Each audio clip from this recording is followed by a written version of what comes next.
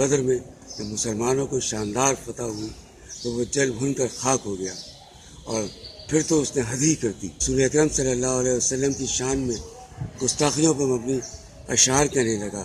اس پر اس کا بس نہ چلا تو وہ مکہ مکرمہ چلا گیا اور مطلب بن ابی وادع سہمی کا مہمان ہوا اور مشرکین کی غیرت کو بھڑکانے کے لیے اشعار کہنے لگا۔